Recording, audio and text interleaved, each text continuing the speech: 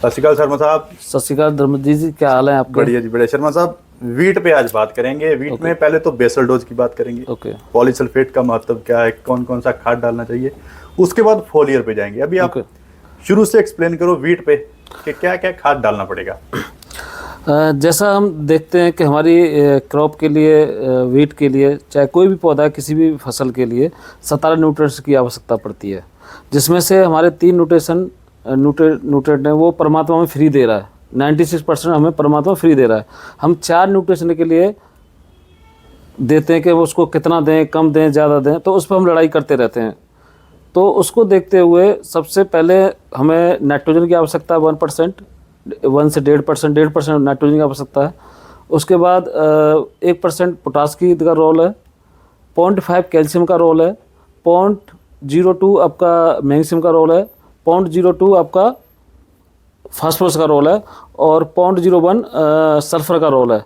तो इसको हम देखें, रिक्वायरमेंट बहुत ज़्यादा है नाइट्रोजन की, पोटास की, और उसके बाद कैल्शियम का रोल होता है, उसके बाद फास्फोरस का रोल होता है, सल्फर का रोल होता है।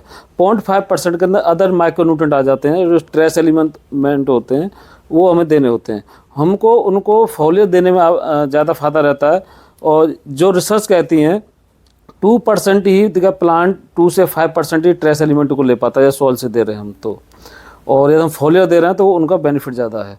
तो यदि वीट की बात करें तो सबसे पहले नाइट्रोजन, उसके बाद फास्फोरस, पोटास, सल्फर, मैग्नीशियम और कैल्शियम, इनकी रिक्वायरमेंट पड़ती है।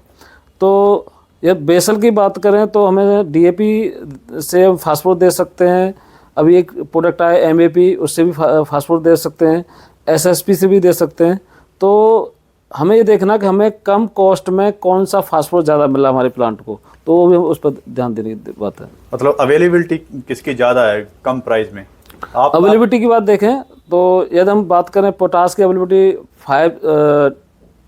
5 से 10% है, जो रिसर्च पेपर कहते हैं।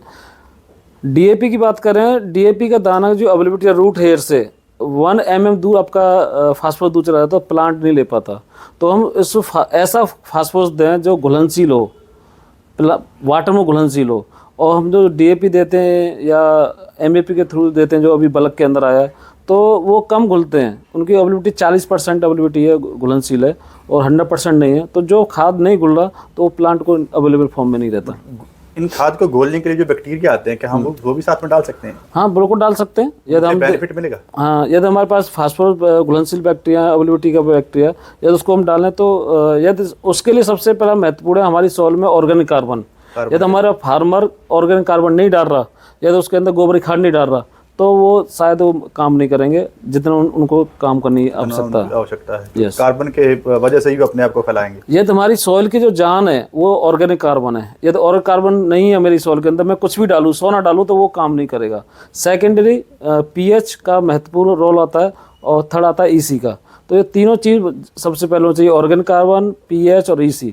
ये तीनों सही हैं तो हम कम कॉस्ट में ज़्यादा उत्पादन ले सकते हैं। 1 मिनट में आपको दोस्तों बताना चाहूँगा, pH में मैंने खास वीडियो बनाई है, उसमें मैंने बहुत अच्छे से एक्सप्लेन किया है। वो आप मेरी pH लेवल वाली वीडियो जाके जरूर देखें, क्योंकि pH का बहुत महत्वपूर्ण रोल रहता है सारे के सारे का।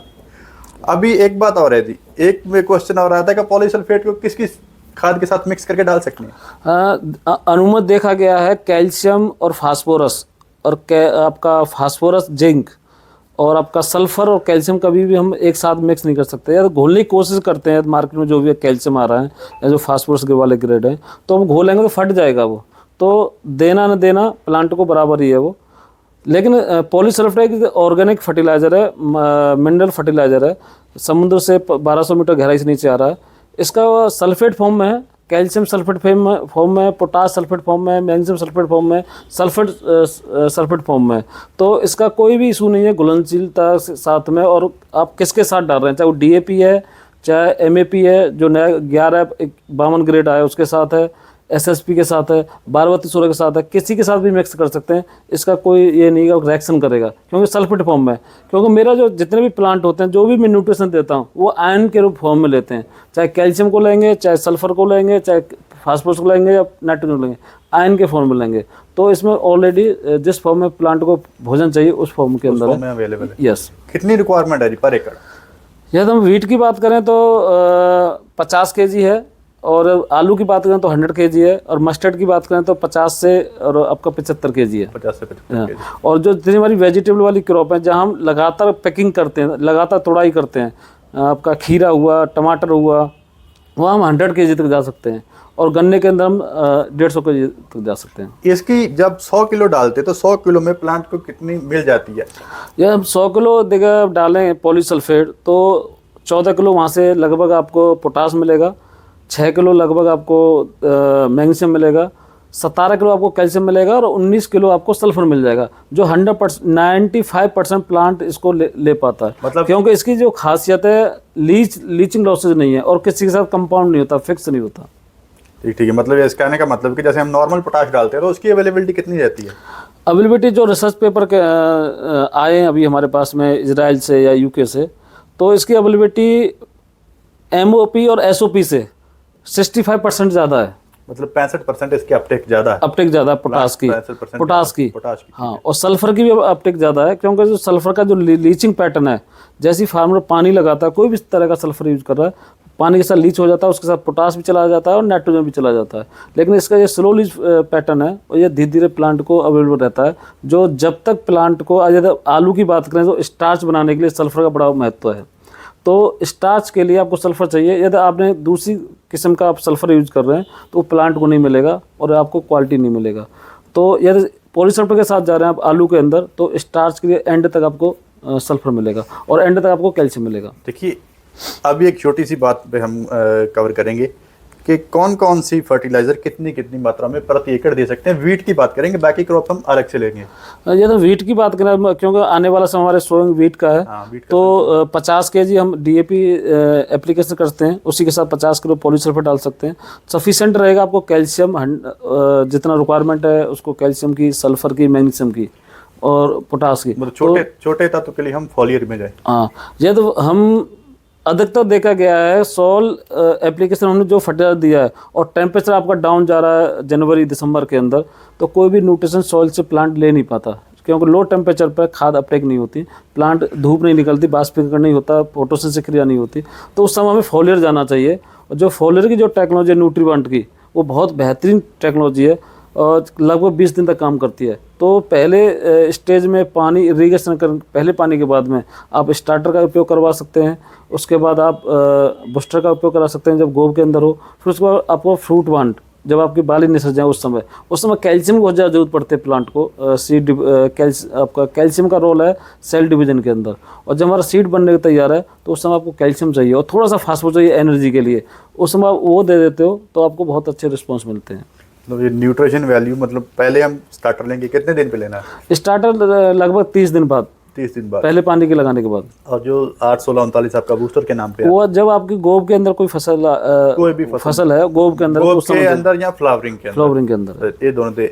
हम तो पहले जो हम पैटर्न यूज कर रहे हैं वो हम 8-16-39 की जगह 49-32 या 52-34 यूज करते हैं। यह देखा गया है 49-32 एक उसकी प्रॉपर्टी एज ए फंजीसाइड की है, जहाँ जिस क्रॉप पे पॉडी मिल्ड्यू की शिकायत ज़्यादा रहती है या कोई फंगस कंट्रोल नहीं हो रहा, यदि आप उसके साथ यूज़ करते हैं तो बहुत अच्छे रिजल्ट आते हैं। 49-32 का अच्छा रोल या 52-34 का अच्छे रिस्पॉन्स आपको, जब किसी फसल में कलर लाना है या पकाव लेके जाना है उस समय आप यूज़ करेंगे, कलर बहुत अच्छा आएगा, उसका साइज़ भी अच्छा आएगा। तो उस लास्ट स्टेज में आप यूज़ करेंगे, चाहे सिट्रस क्रॉप है, कोई भी आपकी, चाहे टमाटर है, उस समय आप डालोगे तो उसका अच्छा रिजल्ट मिलेगा आपको। एक छोटा सा रह गया जी और रोल, पोटाश में और पॉलीसल्फेट में, दोनों में आप अंतर बताइए, क्योंकि मुझको तो मालूम है लेकिन हमारे किसान भाइयों को पता चलना चाहिए। ये पोटाश का पॉलीसल्फेट में देखें तो इसके अंदर पोटाश सल्फेट फॉर्म में है, इसके अंदर जो हमारे हानिकारक तत्व होते हैं वो बिल्कुल जीरो नाम मात्र हैं, इस कार्बन फुटप्रिंट बहुत कम है इसका। और जो हम MOP यूज करते हैं उसके अंदर में आपको सोडियम की मात्रा, क्लोराइड की मात्रा ज़्यादा है, तो कभी कभी हमारी फसल के लिए नुकसान भी हार्मफुल हो सकता है, और ये ज़्यादा मात्रा में डाल दिए हैं। लेकिन ये पॉलीसल्फेट एक सेफ प्रोडक्ट है, अब ज़्यादा मात्रा में डाल देंगे तब भी कोई नुकसान नहीं है इसका। ठीक है सर, मतलब वीट पे हमारा कंप्लीट हो गया जी। आपका जानकारी देने के लिए बहुत बहुत धन्यवाद। धन्यवाद चहल साहब, आपने मुझे टाइम दिया, और आपका विशेष धन्यवाद। उस किसान भाइयों को, आपको भी शुभकामनाएं नई फसल के लिए। आप सोइंग अच्छी करें और आपकी क्रॉप अच्छी रहे।